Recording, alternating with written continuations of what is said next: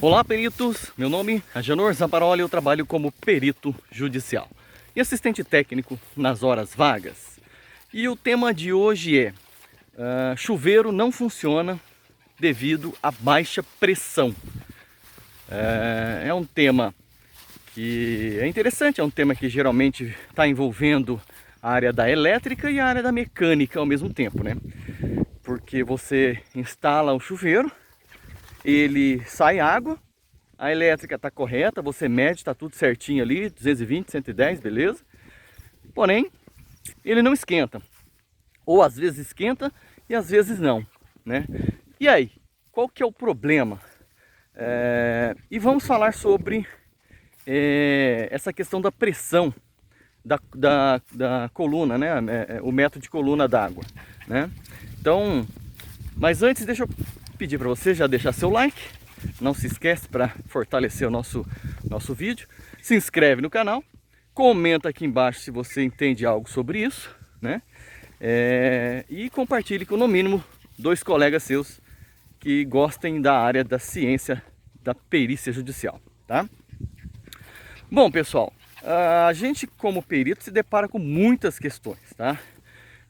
Como eletricista também, né? Eu quis trazer esse tema aqui porque realmente é interessante a gente tratar de tudo que envolve, que uma hora envolve perícia. Às vezes pode cair um processo judicial no qual discute essa questão de pressão. Lógico que um chuveiro não chega a ser algo escandaloso, né? Que vire um processo judicial, né? Mas se acontecer, é bom a gente saber sobre esse tema. Eu me deparei com um caso numa fazenda, no qual a pessoa ela tem uma caixa d'água muito baixa, tá? Entre o chuveiro, que também já é muito baixo, e a caixa d'água são aí aproximadamente 1,20 m, 1,30 m de coluna d'água, tá? Então você tem uma caixa d'água de 250 litros, pequena, né, inclusive. Você tem uma torre ali, um suporte de aproximadamente 1,20 m e desce uma tubulação de 50 milímetros. Só que na descida ela faz uma bifurcação com um T para uma outra tubulação de 3/4, né? E essa tubulação de 50 ela vai para a descarga. E no meio do caminho ali, dentro da parede, ela divide para o chuveiro, né? Então, o chuveiro deveria estar saindo uma pressão boa, né? E teoricamente está. Você sente que está saindo uma quantidade boa de água, mas o chuveiro não é acionado. O diafragma do chuveiro não sobe. Para quem não sabe, o chuveiro ele está constantemente recebendo energia. O que faz o chuveiro não ficar ligado se a torneira não estiver aberta? É que a pressão da água ela empurra para cima a hora que ela entra dentro da câmara do chuveiro. Quando ele entra dentro da câmara do chuveiro, ele pressiona para cima um diafragma, como se fosse uma boia, e essa boia empurra contatos que vai fechar entre positivo, depende, né? Entre fase, positivo e a resistência. Então, se o registro do chuveiro estiver fechado, não tem pressão, essa boia desce e desconecta a fiação da resistência. Então a resistência não vai receber energia, mas o chuveiro vai, né? A fiação vai. Quando você abre a torneira, a força da água entra ali na câmara do chuveiro, exerce uma pressão positiva nessa boia. Essa boia sobe, que essa boia a gente chama de diafragma. Ela sobe e ela encosta a fiação lá em cima. E aí o que acontece? Você liga a resistência do chuveiro, que começa a esquentar e aquece a água, tá? Agora, se você tem uma pressão muito baixa, pode ser que a água entre nessa câmara, não tenha capacidade de impulsionar a diafragma para cima e saia pelos buraquinhos do chuveiro. Então você vai ter ali uma consequente... não funciona, não vai funcionar a parte quente do chuveiro, ele vai estar sempre fria. No máximo uma hora você consegue ali uma pressãozinha um pouco a mais e ela pega, mas passa o tempo, ela desconecta, ou se você desliga e liga de novo, você perde aquela pressão inicial, né, que sempre é maior, e acaba que ele não funciona mais. Então fica aí nessa instabilidade e ninguém merece tomar banho frio, correto? Bom, entendendo então ali o mecanismo do chuveiro, eu te pergunto, eu fui numa fazenda, no qual ele tem ali 1,20 m mais ou menos, 1,30 m de coluna d'água, que é a coluna entre o pé, eu estou calculando entre o pé da caixa d'água e o chuveiro. Desce ali uma tubulação de 50, e essa tubulação de 50 ela é reduzida para 3/4, depois para meia, para colocar o cano do chuveiro. E aí você vai ligar um chuveiro novo, e já é o terceiro chuveiro que eles estão ligando lá. O primeiro chuveiro estava muito quente, tá? Estava muito quente, esquentava demais, não dava para tomar banho. Era um chuveiro mais potente e aparentemente o diafragma dele era mais sensível, né? Então aparentemente a pressão ligava ele, mas ele ficava muito quente porque tinha pouco volume d'água. Então é a mesma coisa que você ligar o chuveiro e deixar ele na posição bem com pouca água. Abre só um pouquinho o chuveiro, só o bastante para ligar a energia. E aí você vai ter um fluxo de água muito menor, fazendo com que a energia, a água fique muito quente. Se você quer uma água um pouco mais morna, você tem que abrir mais para o fluxo de água aumentar, e a água é fria, então ela vai passar ali pela resistência e vai captar menos calor da resistência, portanto você tem uma sensação menor de temperatura da água. Então o primeiro chuveiro deles esquentava demais, então eles tiveram que tirar.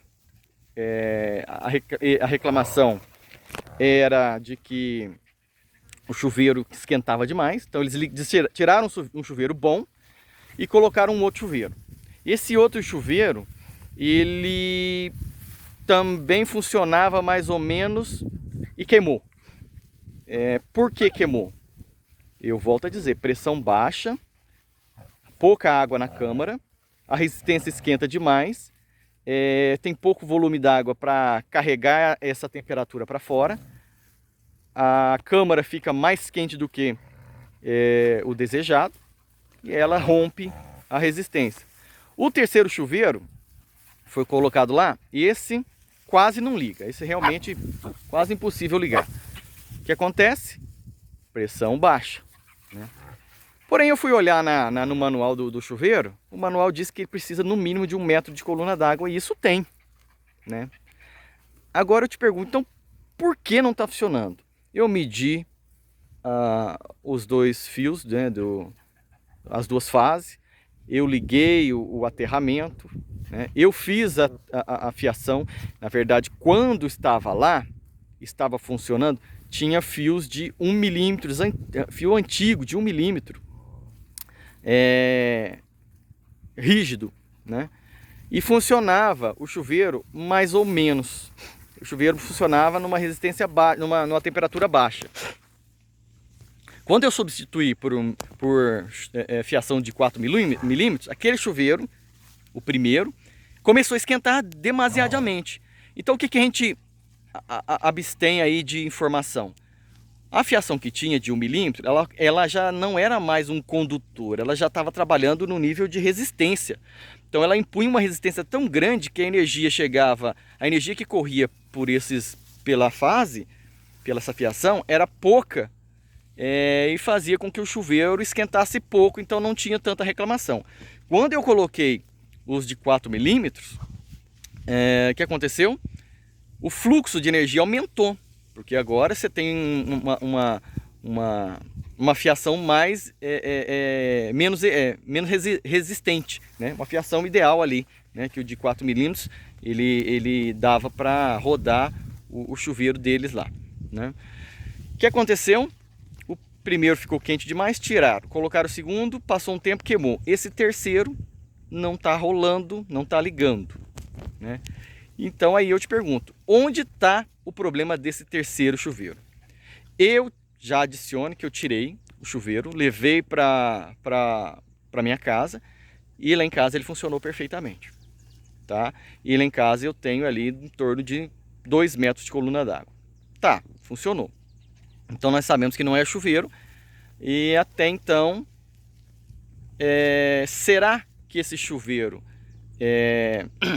realmente o que vem no manual dizendo que 1 metro de coluna d'água é o bastante é correto, está certo? Ou existe um erro no manual aí desse chuveiro? Bom, vou trazer uma outra informação que nós vamos discutir aqui agora. 1 metro de coluna d'água é a mesma coisa em todo lugar? Quando a gente fala em 1 metro de coluna d'água, a gente pensa em 1 metro de coluna d'água ideal. Saiu da caixa d'água, um único cano desce ali sem nenhum vazamento e chega no chuveiro. E esse é o verdadeiro 1 metro de coluna d'água. Agora, se você tem ali um divisor, igual como é fazenda, coisa muito antiga, um divisor e um T no qual o outro lado não está fechado completamente, pelo que eu pude ver lá em cima, o T, porque ele desce 50 milímetros, tem um T de 50 milímetros reduzindo para 3/4, depois um outro T servindo como joelho. A parte de baixo tem uma tubulação de 3/4 que vai para algum lugar, eu não sei aonde. E a parte de cima do T, que deveria ser um joelho, mas na verdade eu acho que não tinham, colocaram um T, eles colocaram uma rolha de... Silêncio, meninos! Uma rolha de madeira, né? Um buriti, um pedaço de buriti, e vedou lá. Será que esse buriti vedando não está tirando a pressão desse 1 metro de coluna d'água? Entenda, eu preciso de 1 metro de coluna d'água. A pressão de 1 metro de coluna d'água. Agora, se eu tenho um furo ou um vazamento nesse 1 metro de coluna d'água, esse 1 metro é 1 metro de coluna d'água, ele perde pressão, portanto perde a metragem. Eu imagino que está aí o problema, né? Você não tem 1 metro de coluna d'água ideal. Você tem ali menos de 1 metro de coluna d'água porque você está perdendo pressão num vazamento, ou numa entrada de ar, ou num vazamento de... Lá não está saindo água, porque ele está muito pouco abaixo da caixa, então não tem tanta pressão para vazar.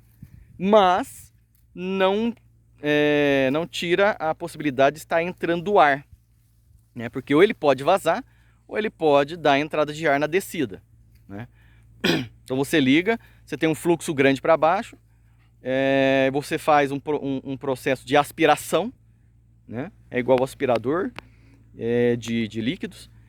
Você aspira e ali começa a entrar água. Quando começa a entrar ar, Quando começa a entrar ar, você começa a perder a pressão do metro de coluna d'água. O que você acha? Você acha que está aí o problema? Eu ainda vou fazer a vedação completa lá para ter certeza se é isso mesmo, mas eu imagino que é isso sim. E você, o que você acha, engenheiro, você perito? 1 metro de coluna d'água com vazamento ou entrada de ar diminui a pressão? Coloca aqui embaixo, vamos discutir sobre isso e eu vou trazer um outro vídeo depois para comentar sobre o resultado dessa alteração que eu vou fazer lá, ok? Grande abraço e até a próxima!